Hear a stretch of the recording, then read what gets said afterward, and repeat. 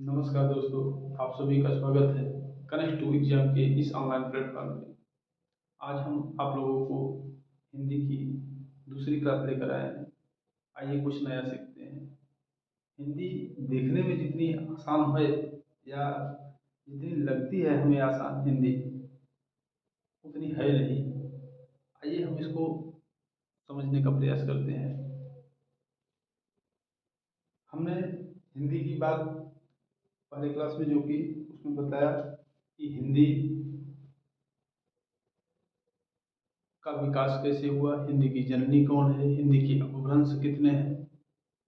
ये सब सारी बातें पहले क्लास में हो चुकी हैं। आज हम वर्णमाला के ऊपर बात करेंगे, वर्णमाला के ऊपर बात करेंगे।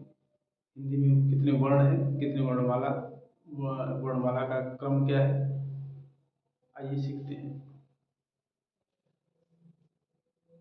तो सबसे पहले हम देखते हैं वर्णमाला।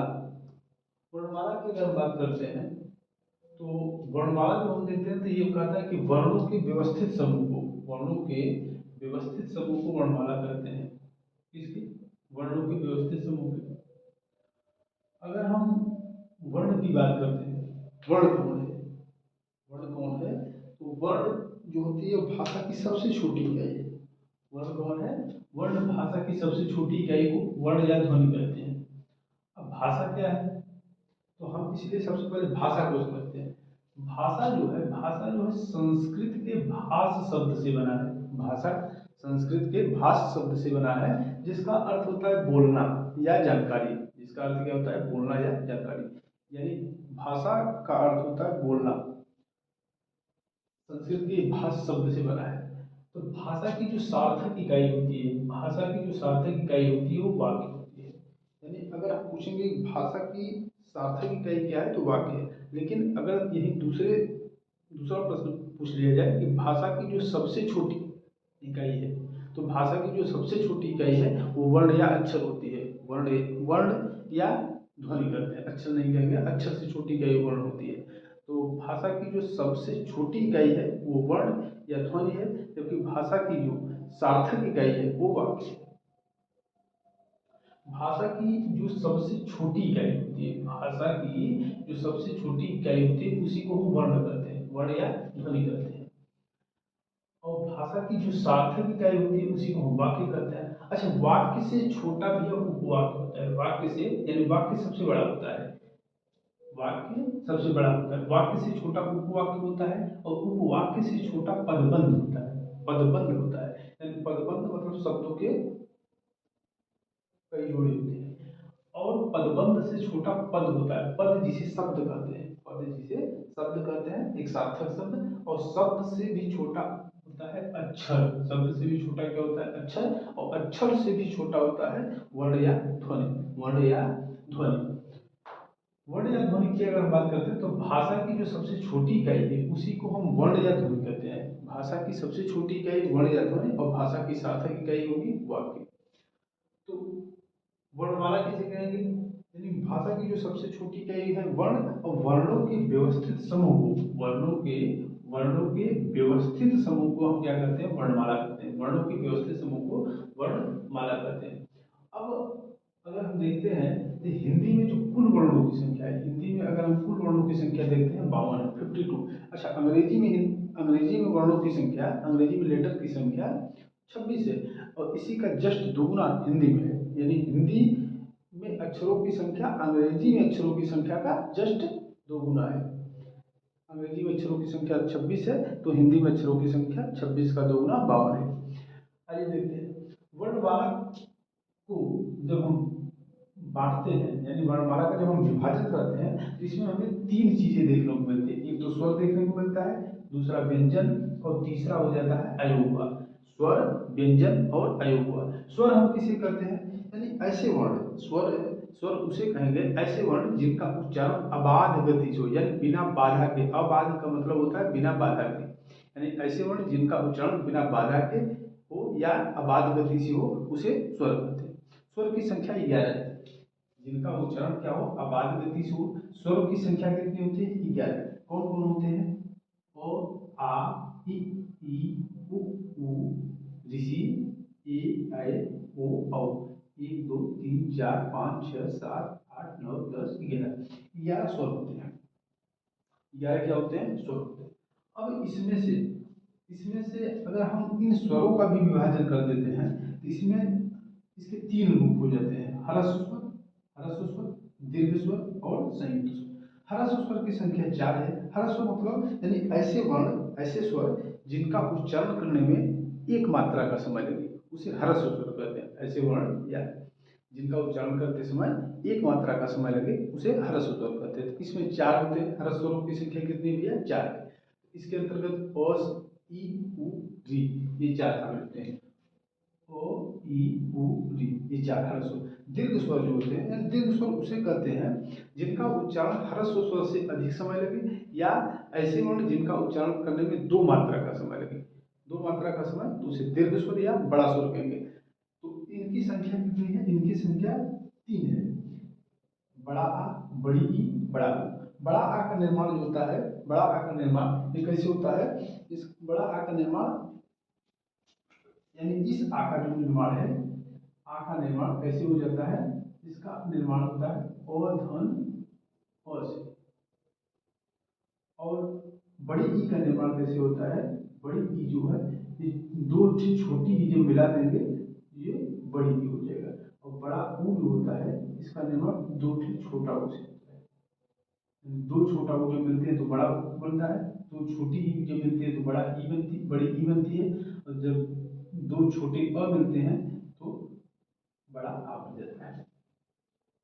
दीर्घ स्वरों की संख्या यही 3 है: बड़ा आ, बड़ी ई, बड़ा ऊ। फिर उसके बाद बात करते हैं संयुक्त स्वर। संयुक्त स्वर की संख्या 4 है। संयुक्त स्वर की संख्या कितनी है? 4। ए, ऐ, ओ, औ। ए का निर्माण जो होता है अ और ई से मिलकर होता है, और ई से मिलकर ई बन जाता है। ऐ का निर्माण अ और इसी ए के, अ और ए के मिलने से ऐ बन जाता है। ओ का निर्माण अ और उ के मिलने से ओ होता है, जबकि औ का निर्माण अ और ओ से मिलकर होता है। यानी अगर दे दे कि औ का निर्माण कैसे होगा, तो अ और ओ के मिलने से औ बनेगा, अ उ के मिलने से ओ बनेगा, और अ ए के मिलने से ऐ बनेगा, जबकि अ और ई के मिलने से ए बन जाता है। अगर प्रश्न में दे दिया जाए कि दीर्घ स्वरों की संख्या कितनी है, तो दीर्घ स्वरों की संख्या कितनी है? 3। बड़ा आ, बड़ी ई, बड़ा ऊ। लेकिन अगर मान लीजिए विकल्प में 3 ऑप्शन न हो, विकल्प में 3 ऑप्शन न हो, तब क्या करेंगे? 3 न हो, 4 हो, 7 हो, 8 हो, 9 हो, तो उस स्थिति में हम 4 नहीं लगाएंगे, उस स्थिति में हम 7 लगाएंगे। क्यों? क्योंकि ये जो संयुक्त स्वर है ये भी दीर्घ स्वर के अंतर्गत आ जाते हैं। क्यों?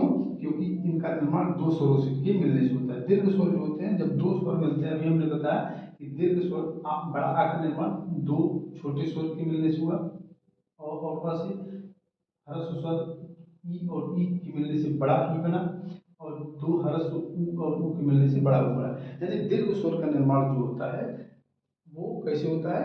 2 ह्रस्व स्वरों के मिलने से होता है। और संयुक्त स्वर का भी निर्माण 2 स्वरों के मिलने से हो रहा है, तो इसलिए इस 4 को भी काउंट कर लिया जाता है। 4 और 3 7। यानी अगर विकल्प में 3 नहीं दिया है तब दीर्घ स्वरों की संख्या क्या लगाएंगे? 7 लगाएंगे।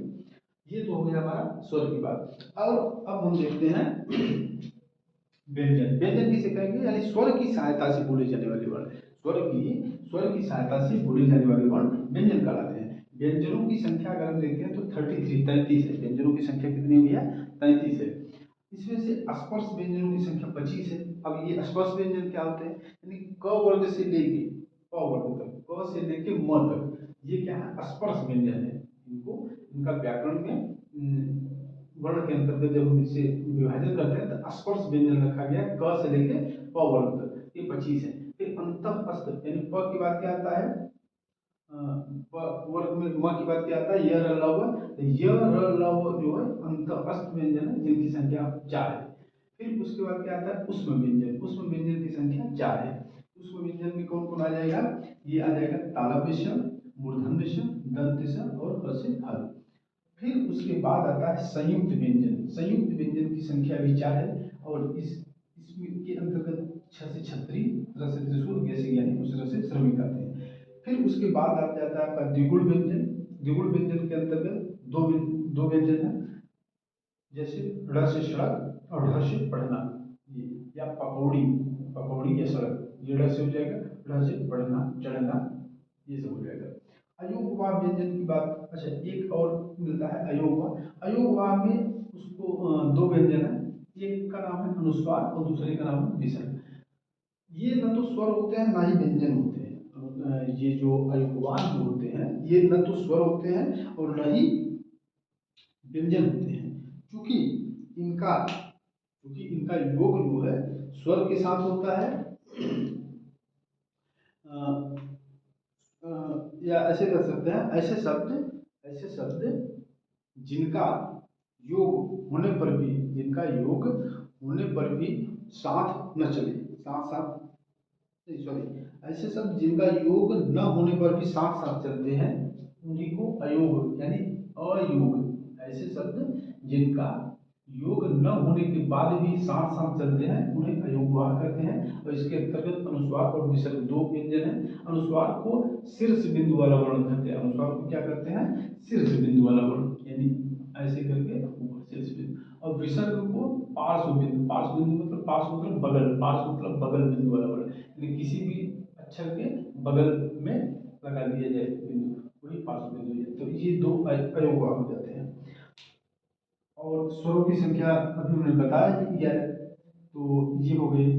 अगर हम टोटल जोड़ते हैं, स्पर्श व्यंजन 25 हो गए, अंतःस्थ व्यंजन 4, 25 4 29, उष्म व्यंजन की बात करते हैं श श ह, ये 4 हो जाते हैं 33, और संयुक्त व्यंजन की बात करते हैं छ त्र ग स, तो 33 से 4 37, और द्विगुण व्यंजन की बात करते हैं तो ड और ढ 37 2 39, और अयोगवाह की बात करते हैं, अयोगवाह व्यंजन है 2 अंग और ह 39 2 41, और ये आपके स्वर 11 हो गए। 41 और 11 मिला के हिंदी में कुल वर्णों की संख्या हो जाती है भैया 52। हिंदी में कुल वर्णों की संख्या 52। अच्छा, संयुक्त व्यंजन जो है छ त्र ज्ञ और स्र, इसका निर्माण कैसे होता है? इसका निर्माण क पे हलंत लगा के, प्लस मूर्धन्य स से। छ का निर्माण कैसे होता है?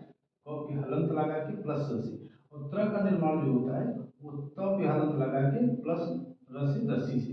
फिर ज्ञ का निर्माण जो होता है ज, जैसे जहाज पे हलंत लगा के और प्लस ईय से। और स्र से श्रमिक जो होता है इसका निर्माण तालव्य में स पे हलंत लगा के प्लस र से। इसी तरह से संयुक्त व्यंजन का निर्माण होता है। चलिए आज के लिए बस इतना ही, धन्यवाद, जय हिंद।